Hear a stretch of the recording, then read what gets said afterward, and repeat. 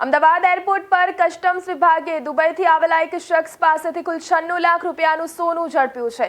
આ શખ્સે દાણચોરી માટે ચાલાકીપૂર્વક તેના અંડરવેરમાં 45 લાખની કિંમતનું સોનું પેસ્ટ સ્વરૂપે છુપાવ્યું હતું, જે જોતા પહેલી નજરે સામાન્ય કાપડ જેવું જ દેખાતું હતું, પરંતુ કસ્ટમ વિભાગને એરપોર્ટ પર શખ્સની શંકાસ્પદ હિલચાલના આધારે તેની તપાસ કરતા આ અનોખી મોડસ ઓપરેન્ડીનો પર્દાફાશ થયો હતો અને અધિકારીઓ પણ સોનાને છુપાવવાની આ પદ્ધતિ અને સંપૂર્ણ સોનાનું અંડરવેર જોઈને દંગ રહી ગયા હતા।